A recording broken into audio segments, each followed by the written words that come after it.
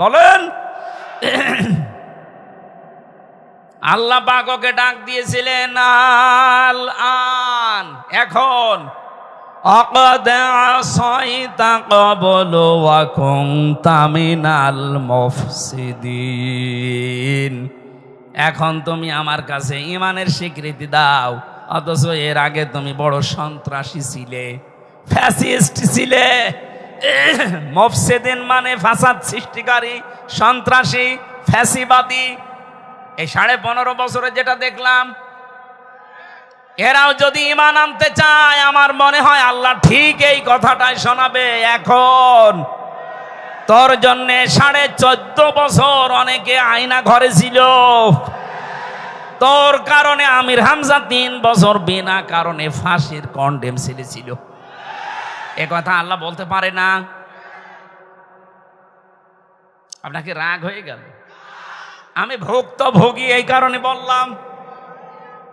আমি যখন নিজে দেখেছি ওই মাটির নিচে এত বড় বড় নখ হয়ে গেছে এক একজনের, চুল দাড়ি গব মনে হচ্ছে জঙ্গল থেকে বেরিয়ে আসতেছে।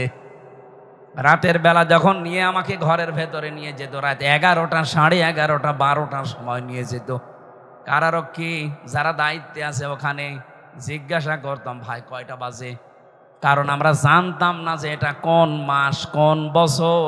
এমনও মানুষ ওখানে আছে 14 বছর পড়ে আছে। আপনি ভাবতে পারেন একটা কবরের মতো জায়গায় জিন্দা মানুষ 8 বছর 10 বছর 14 বছর পরে বেরিয়ে আসতেছে, ও জানে না যে এখন কোন বছর চলছে, ও জানে না কোন মাস চলছে, তাও জানে না কোন বছর চলছে, ওর জানা নেই কয়টা বাজে কি বার আজকে, কিছু জানে না। এমন একটা জায়গায় আপনি 5 দিন যদি থাকতে পারেন আপনাকে আমি পুরস্কার দেব।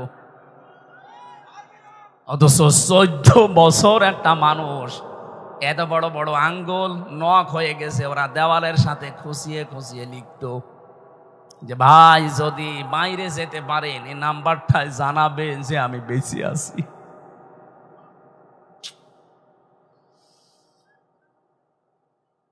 এত বড় কাজ আপনার করার পরও এখনো পর্যন্ত কোনো অনুশোচনা নেই, এখনো পর্যন্ত আপনি কোনো অনুতপ্ত হন না। আপনার বৃদ্ধি দিন যাচ্ছে আরো বাড়তেছে। নিজে নিজে মোবাইল রেকর্ড করে উল্টা পাল্টা কলগুলো মানুষের কাছে ছড়িয়ে আরো বিশৃঙ্খলা তৈরি করছেন। আপনাকে কে বলেছে গাইবান্ধার যুবলীগের এই নেতার কাছে কল দিতে? জীবনে তার খোঁজ নিয়েছেন কোনোদিন? আজকে বিপদে পড়েছেন, ঠেলায় পড়ে ঢেলায় সালাম করছেন। আপনার এই কলগুলো আমার মনে হয় যিনি দায়িত্বে আছে বাংলাদেশের উপদেষ্টায়, প্রধান উপদেষ্টার উচিত যারা এদেশে বিশৃঙ্খলা তৈরি করতে চায়, সন্ত্রাসী কর্মকাণ্ড উস্কে দিতে চায়, তাদের ওইগুলো যেন বন্ধ করা হয়। এই কলগুলো কোনো দরকার নেই, কারণ দেশের যার দ্বারা উপকার হয় না তার দরকার কি?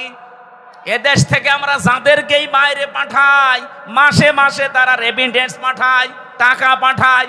আপনি আজ 3 মাস গেছেন, 1 টাকাও পাঠাননি। 1 টাকাও দিয়েছে? 1টা টাকাও দেয়। কি করছেন আপনি ওখানে?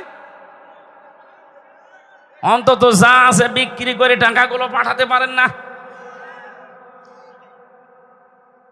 আমার চাচা আছে, আমার দাদা আছে সৌদি আরবে, প্রতি মাসে মাসে তারা দেশের জন্য টাকা পাঠায়, রেমিটেন্স যোদ্ধা বলা হয় তাদেরকে। এমনকি অন্তর্বর্তীকালীন সরকারের প্রধান উপদেষ্টা সহ যারা আছে তারা এখন এই রেমিটেন্স যোদ্ধাদের জন্য বিমানবন্দরে আলাদা ফ্যাসিলিটি দিচ্ছে। তা আপনি কোন কারণে 3 মাস বসে আছেন, 4 আনাও পাঠান না? কি হবে আপনারা দিয়ে? আমি আশা করব সেই কয়দিন আছেন 3 মাসের হিসাব করে প্রতি মাসে অন্তত 20,000 করেও টাকা পাঠান। 1টা টাকাও পাঠান না। আন্দাজে শুধু দেশে কি করে আরো গন্ডগোল তৈরি করা যায়, বিশৃঙ্খলা তৈরি করা যায়। এভাবে যদি চলতে থাকেন আপনার মরণ হবে ফেরাউনের মতো। ওকে আল্লাহ যেমন বলেছিল আল আন, এখন তোর কারণে হাজারো বান্দা বান্দি দুনিয়ায় আসতে পারে নাই, 70,000 বনি ইসরায়েলের শিশুদেরকে তুই হত্যা করেছিস।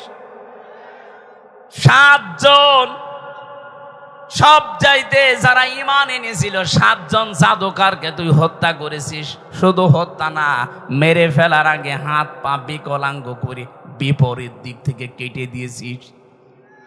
আমি হিসাব করলাম সূরা শুআরার এই তাফসীরে আয়াতটা পড়ার পর কোরআনে কারিমে আল্লাহ লামে তাকিদ দিয়েছেন, যারা ঈমান এনেছিল মুসা নবীর প্রতি ওই জাদুকরদের ভেতরে 7 জনকে সে অঙ্গ কেটে দিয়েছিল বিপরীত দিক থেকে, এক হাত আর এক পা।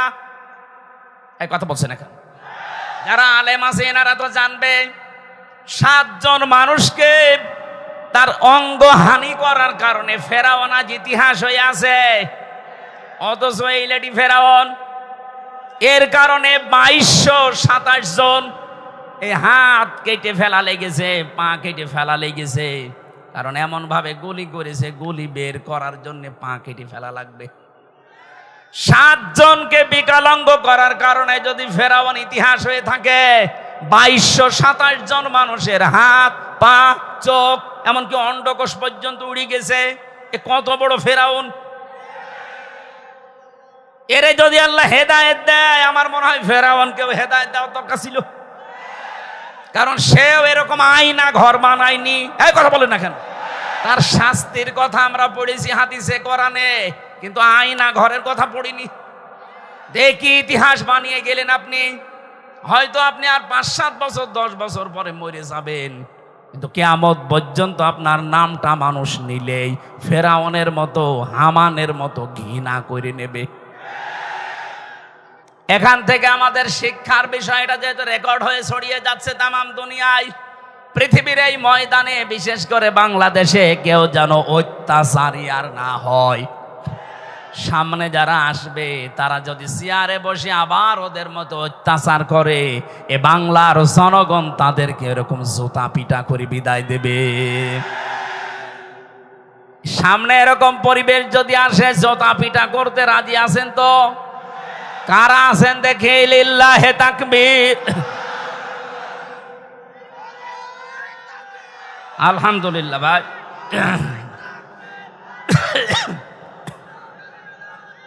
এই আওয়াজ বন্ধ করে, কথা অনেক গুরুত্বপূর্ণ কথা আছে সামনে। আমি আজকে দিনের বেলায় নীলফামারী ছিলাম, ওখানে আয়াতটা শেষ করতে পারিনি। ওই কথাগুলো আজকে এখানে শেষ করবো ইনশাল্লাহ। আজকে আমার তেলাওয়াতকৃত আয়াত ওই জায়গায় ছিল সূরা হজের 77 নম্বর আয়াত। কত? এই আয়াতটার প্রথম 2 ভাগের কিছু ইঙ্গিত দিয়েছিলাম। অরকাউ অসজুদু, রুকু করো সেজদা দাও। 3 নাম্বার শব্দটা ওখানে বলতে পারি নাই। আল্লাহ রাব্বুল আলামিন ঈমানদারকে ডাক দিয়ে জানিয়েছেন, ওয়া'বুদু রাব্বাকুম ওয়াফআলুল খায়রা লাআল্লাকুম তুফলিহুন। হে পৃথিবীর ঈমানদারেরা, আমরা ঈমানদার না বেঈমান? আরো জোরে বলেন তো। কোন বেঈমান আছেন? দেখেন আপনি আছেন নাকি? না, আমি বলছি দেখেন, এটা থার্মোমিটার আছে ঈমান মাপার। নবীজি বলেন, ইদা সাররাতকা হাসানাতুকা ওয়া সাআতকা সাজ্জিআতুকা ফাআনতা মুমিন। সাহাবী প্রশ্ন করলেন, হে নবী, আমার যে ঈমান আছে আমি কিভাবে এটা বুঝবো? নবীজি বললেন, যখন তোমার ভালো কাজগুলো তোমাকে আনন্দ দেবে আর অন্যায় কাজ করলে তোমার মন থেকে একটা বাধা আসবে, তখন বুঝবে তোমার ঈমান আছে। বাংলাদেশে আপনি তাকান তো, এখন নাই যে পরিবেশ আছে, এর আগের যে অবস্থা, ভালো কাজ সবার কাছে ভালো লাগতো? বলেন।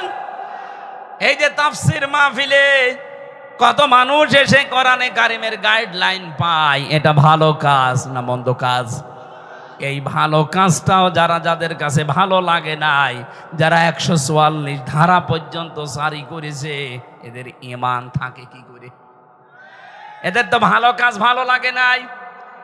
অন্যায় কাজ দেখলেও তাদের কাছে অন্যায় মনে হয়নি।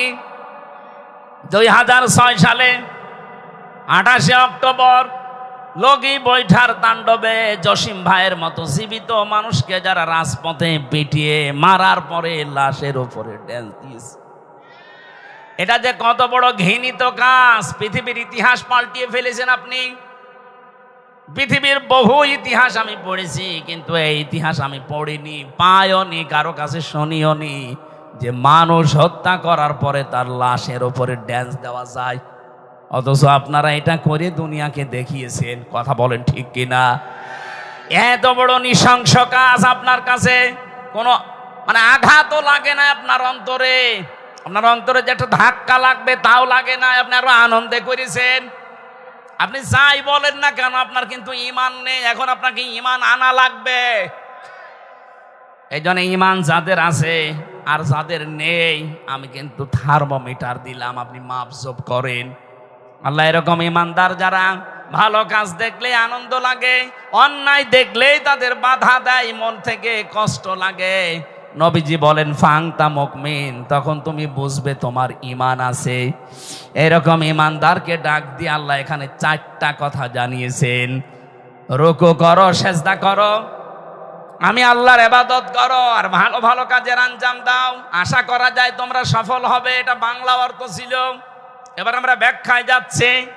যেহেতু প্রথম 2টা আমি বলেছি, ওখানে ওটা রিপিট করতে চাই না। 3 নাম্বার, ওয়াবুদু রাব্বাকুম, তোমরা ইবাদত করো তোমাদের রবের। কার? আরো জোরে বলেন। শব্দটা ইবাদত। ইবাদত ব্যাপক অর্থবোধক একটা শব্দ। এটা শুরু হয় মানুষের জীবনে নিজের কাছ থেকেই।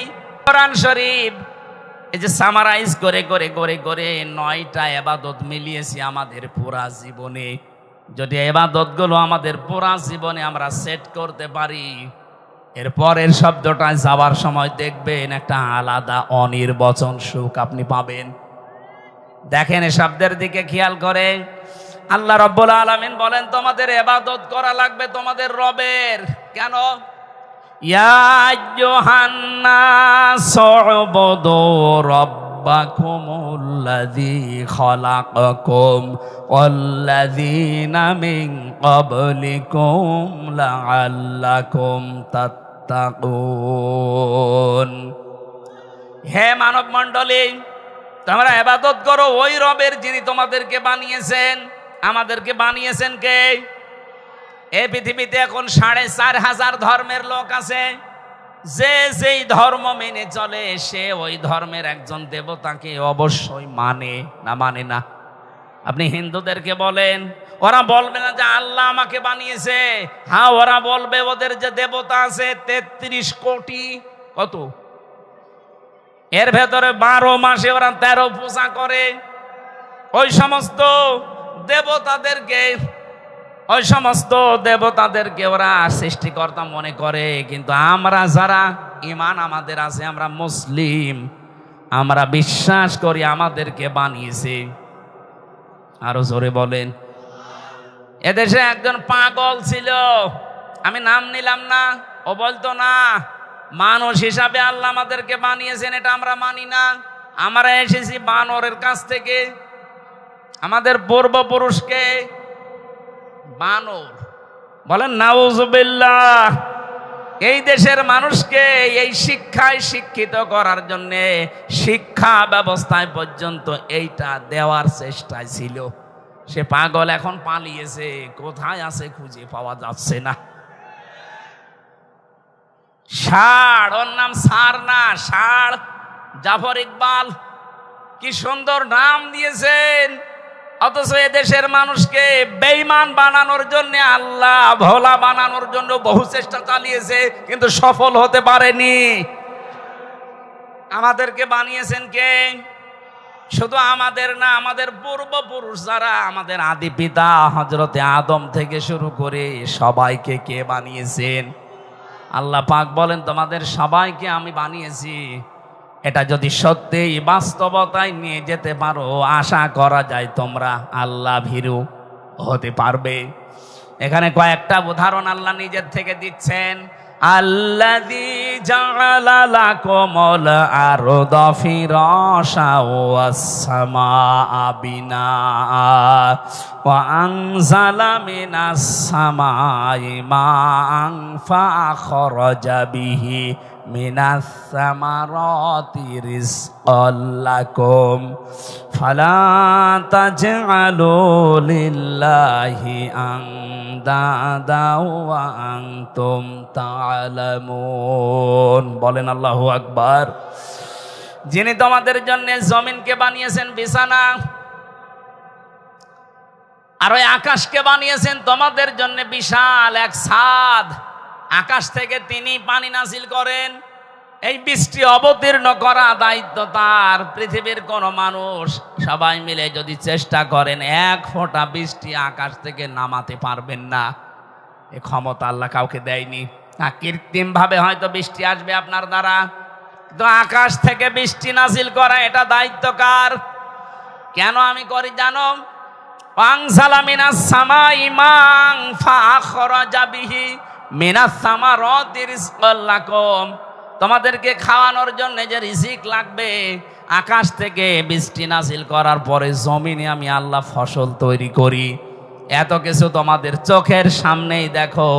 ফালা তাজআলু লিল্লাহি আনদাদা, কখনো আমি আল্লাহর সাথে অন্য কাউকে শরীক বানিও না।